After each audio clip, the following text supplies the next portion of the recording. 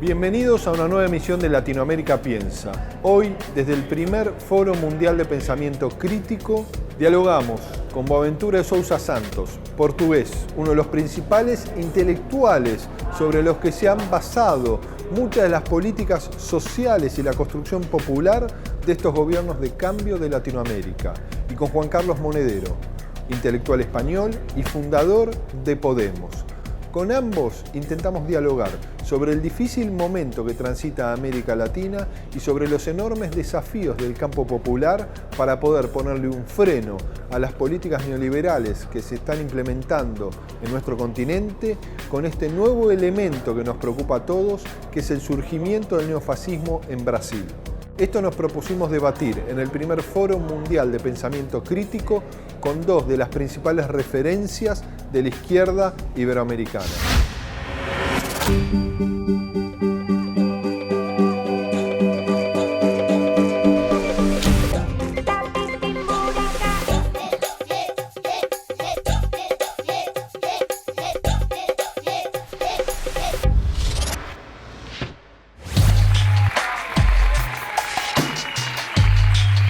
Cuando ganamos unas elecciones, ganamos el gobierno, pero no ganamos el poder, porque el poder está en otro lado. Y ahí nos ayuda Gramsci a explicarnos que la derecha, cuando está en el gobierno, utiliza el aparato del Estado, pero cuando no está en el gobierno sigue teniendo poder, porque sigue teniendo los bancos, los medios de comunicación, la diplomacia, la jerarquía de algunas iglesias. Ahí tenemos un problema de fondo. El neoliberalismo es un proyecto reaccionario, porque es la parte más antisocial del capitalismo, porque el capitalismo productivo necesita de obreros para trabajar, el capitalismo financiero no necesita de nadie, ¿no? Bueno, Boaventura, Juan Carlos, un gusto tenerlos en la Universidad de los Trabajadores y poder conversar con ustedes sobre los desafíos que tiene el campo popular, la izquierda en América Latina, en este mundo que cada vez se concentra más, y qué pueden hacer nuestros espacios políticos, qué pueden hacer nuestros gobiernos para intentar transitar distintas realidades. ¿Cómo ves, Boa, América Latina hoy desde una Portugal que resiste las políticas neoliberales que avanzan también en Europa? Sí, es un punto de vista bueno, porque estamos mostrando que el neoliberalismo es una mentira, es una trampa, y que ustedes están en medio de esta trampa ahora aquí. Yo miré el presupuesto de 2019 y es un antipresupuesto, porque es como se recorta plata a todos los gastos sociales, inversiones sociales, ¿no?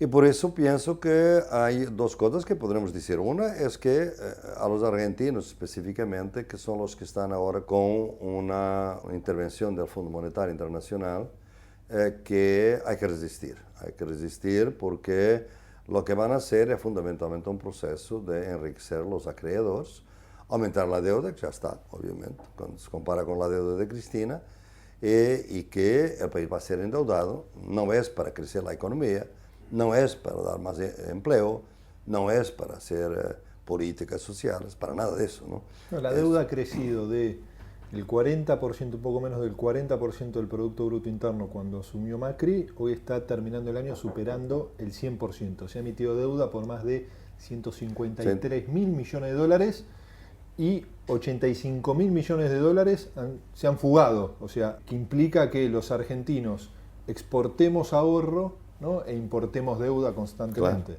Claro. Es el proceso neoliberal, es la receta internacional, y Christine Lagarde dentro de 3 años te va a decir que fue excesivo, que no deberían hacer tantos recortes, que fue una pena, como han dicho de Grecia, como han dicho de Portugal, dicen siempre. Primero cometen esto porque los acreedores quieren su plata. Los fondos buitres aquí fueron fundamentales también en esto todo, ¿no? Para rescatar, digamos, la legitimidad financiera de Argentina, obviamente con precio alto, que son el empobrecimiento de las clases populares.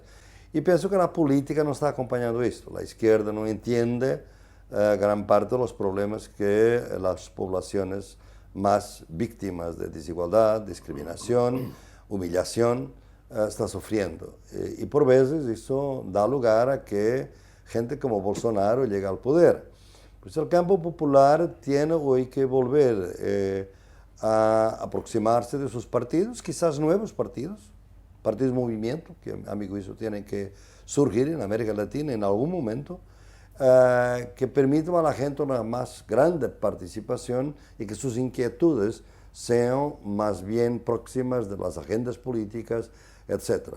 Por otro lado, van a tener que hacer política de calle, ¿no? Yo pienso que Brasil es una demostración muy dura de cómo se puede destruir democráticamente una democracia, exactamente cuando 120 millones de personas tienen como sola fuente de información el WhatsApp.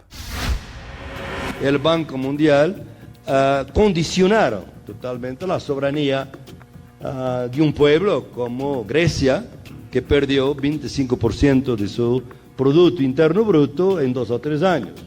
Portugal perdió 6%.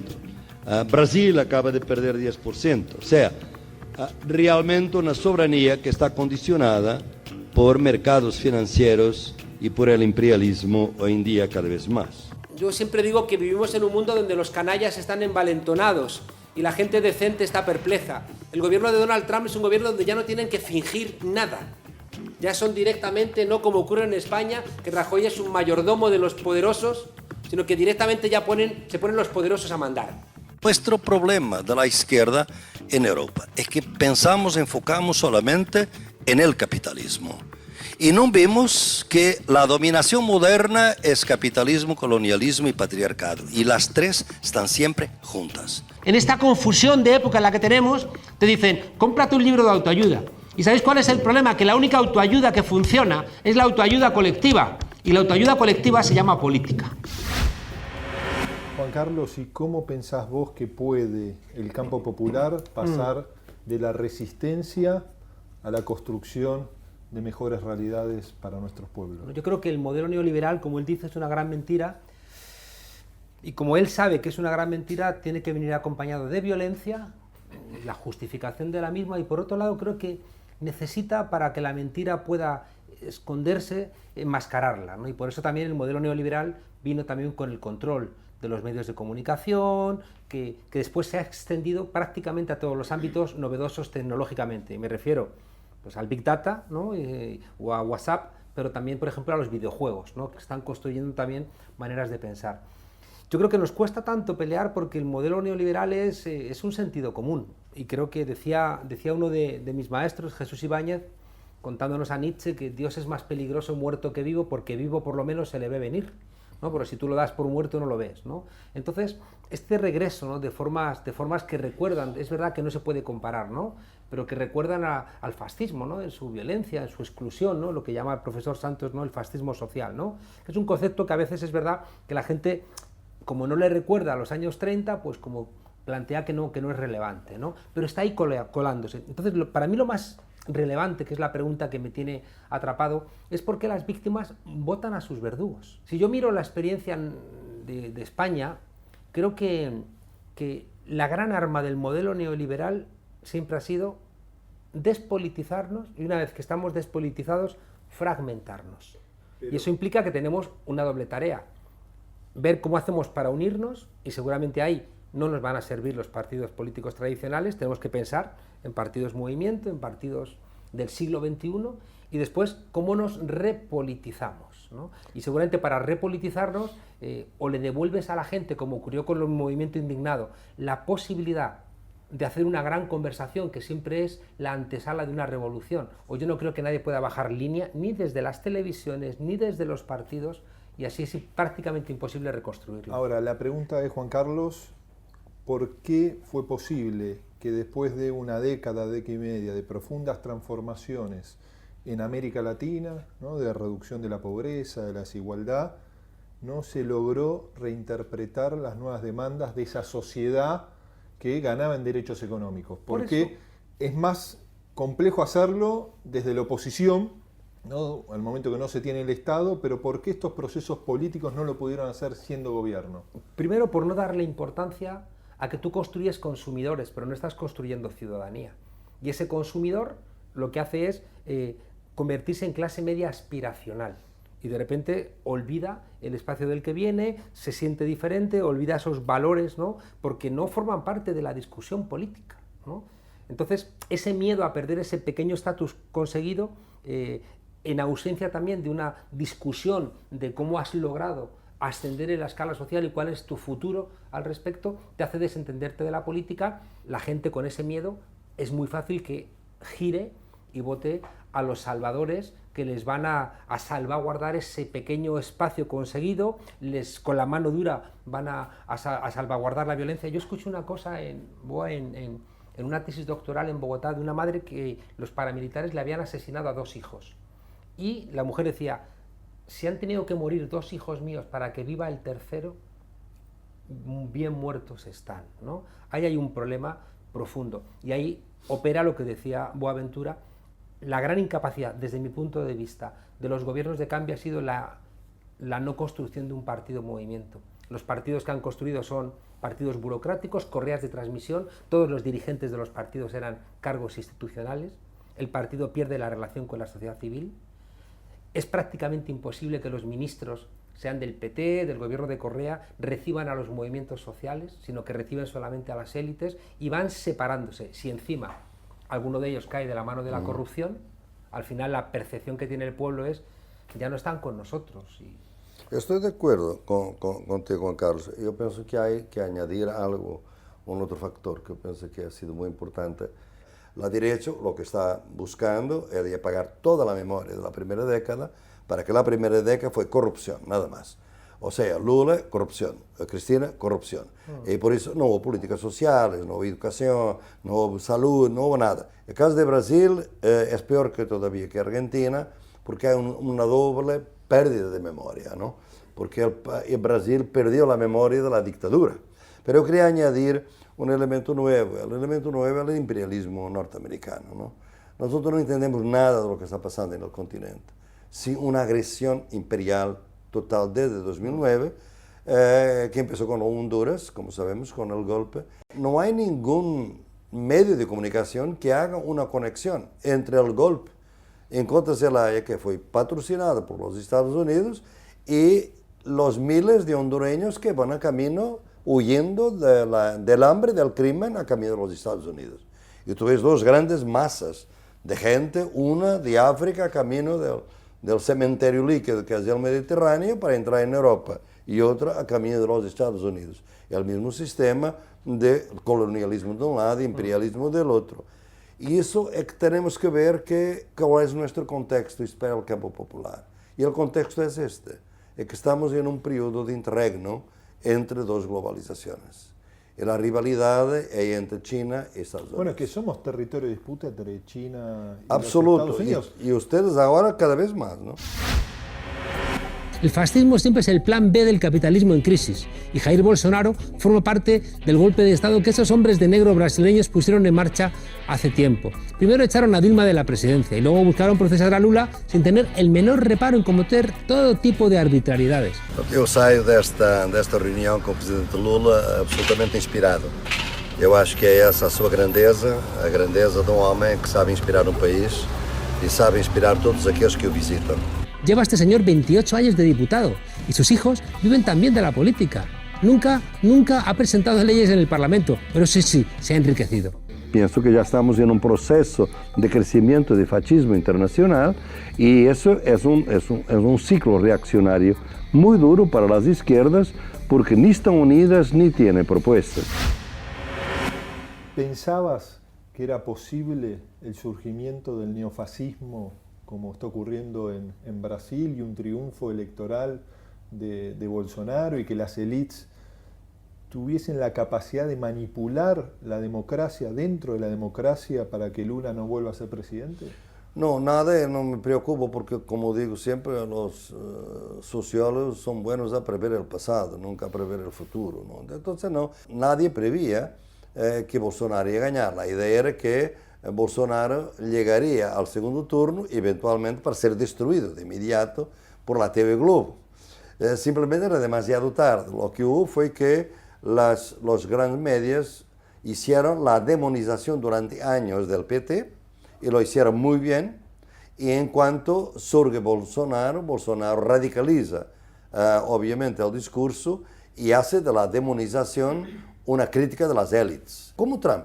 Tú no entiendes Bolsonaro sin Trump, porque todo está en el script, es el mismo rotero de Trump, está aquí, Taiwán, Israel, embajada en Jerusalén, todo, es toda la misma cosa, ¿no? Twitter ahora, que va a decir, va a hablar siempre con los brasileños por Twitter, es una copia, y las copias por eso son peores que el original. Hay una frase de Walter Benjamin muy brillante que dice que detrás del auge del fascismo está siempre una revolución de izquierdas fracasada. Y yo creo que ahora la complejidad y el enrarecimiento de la democracia nos llevaría a decir que detrás de este auge del neofascismo hay una democracia fracasada, ya no una revolución de izquierdas, sino simplemente la voluntad de construir democracia. Y creo que hay una parte de torpeza de la izquierda. Yo tengo la sensación de que Lula ganó con la esperanza a los movimientos evangélicos, en cambio Bolsonaro ha ganado ahora a los movimientos evangélicos con el miedo.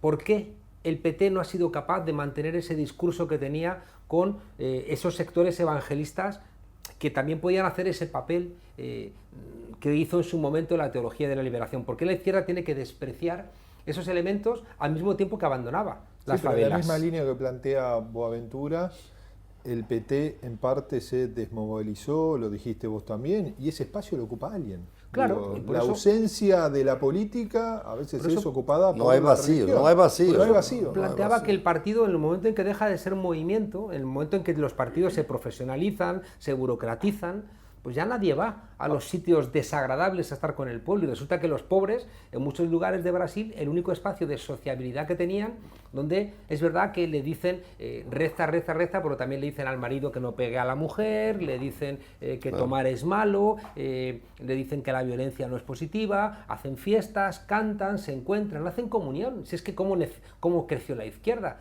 sino estableciendo esas redes, ¿no? Y en el momento en que las abandonas y caes en la democracia representativa liberal a secas, pues no funciona. Bueno, pero también vemos que inclusive los gobiernos de cambio populares de América Latina o intentaron darle una discusión a la institucionalidad más tradicional de poderes en América Latina, como ha sido Venezuela, Ecuador y la propia Bolivia, les ha costado sostener sus niveles de legitimidad. Hay errores que se podían haber corregido. Yo pienso que en Venezuela se podrían haber corregido los errores de Chávez, que los tuvo, si el problema podía ser resuelto por los venezolanos. No se puede resolver si Venezuela vende electricidad a Colombia y después no puede recibir la plata porque hay un embargo.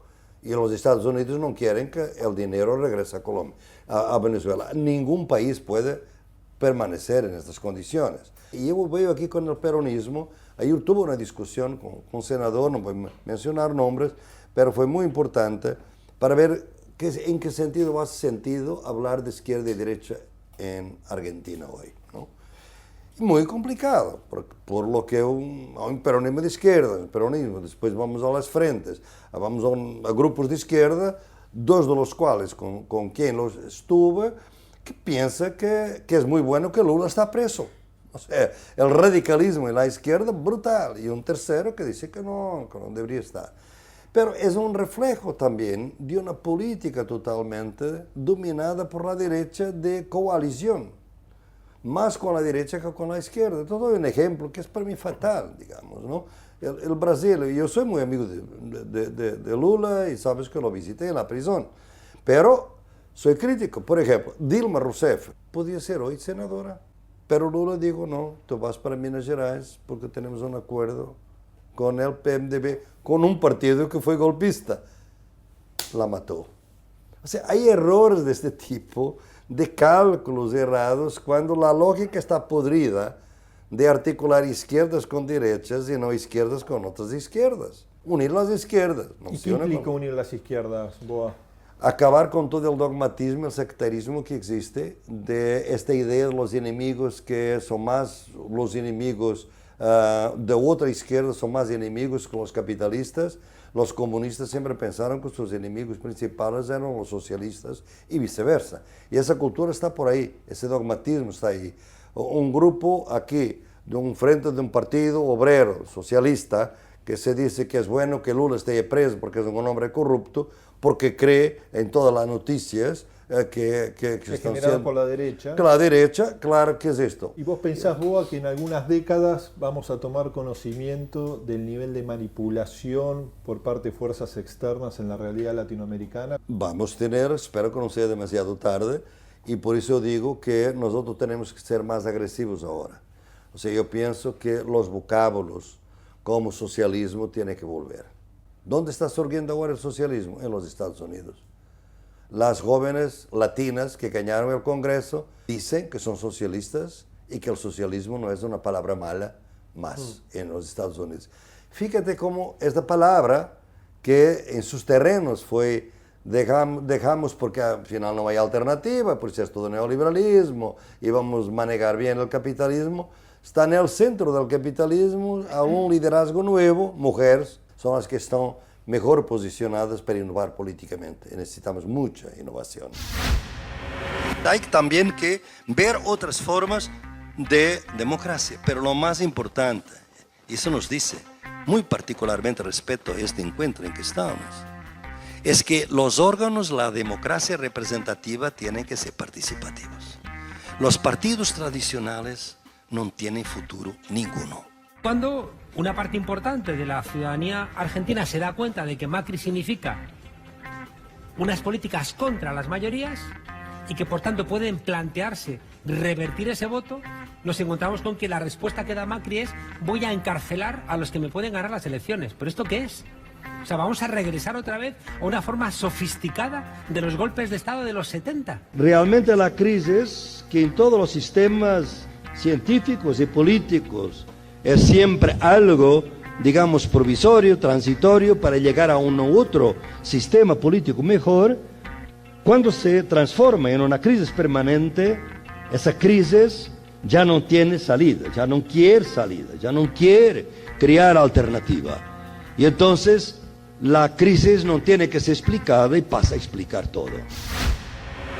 Para terminar, siempre hacemos preguntas cortas y esperamos respuestas cortas en este tipo de las redes sociales.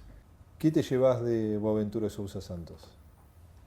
Yo siempre digo que lo inteligente que pueda haber en mi discurso se lo he robado a Boaventura.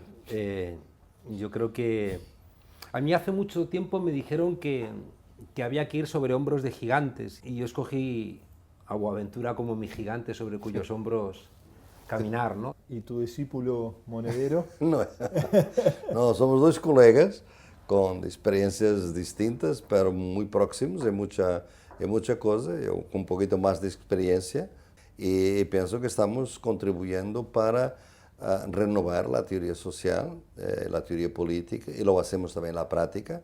Juan Carlos Monedero ha tenido un papel muy importante en Podemos, en España, obviamente. Ha pagado un costo muy alto, profesional, incluso de su universidad, que no le gustó su tipo de actividad política y de su fraternidad, que también con otros países, con Venezuela, fueron demonizados muchas veces por eso, pero son los riesgos que tenemos que correr si queremos hacer ciencias sociales de este siglo, ¿no?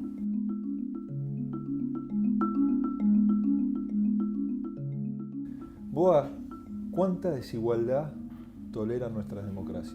No se puede cuantificar, porque nuestras democracias realmente tienen una contradicción muy grande con el capitalismo, porque democracia quiere decir soberanía popular, capitalismo quiere decir acumulación infinita y por eso concentración de riqueza.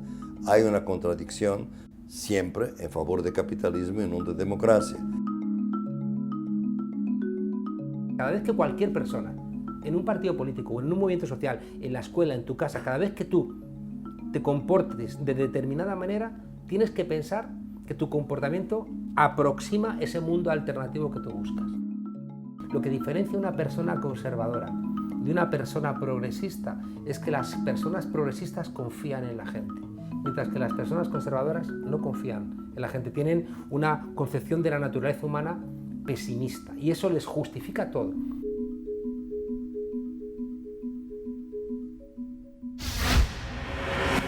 Un gusto tenerlos, ¿no? Y ustedes saben de nuestro aprecio hacia ustedes y de lo que significa el pensamiento tanto de Boaventura como de Juan Carlos para para muchos latinoamericanos, ¿no? que muchas de sus obras, de sus libros, de sus artículos son también el faro para intentar formularse las nuevas preguntas que nuestras sociedades necesitan, ¿no? Para poder transitar mejores realidades en esta oscuridad que parece expandirse, pero como dice Juan Carlos, hay salida, hay que encontrarlas entre todos. Un gusto tenerlos. Y para terminar, hacemos una foto, ¿les parece? Yo me acerco acá, sí, con mucho gusto. y ahí sacamos una foto los tres. Muy bien. Gracias. En el próximo programa Latinoamérica Piensa dialogamos con Gustavo Petro, actual senador nacional por Colombia y ex candidato a presidente. Petro es una de las referencias del progresismo de Colombia que se anima a avanzar en una agenda que permita no solo pacificar el país, sino también lograr un desarrollo con justicia social.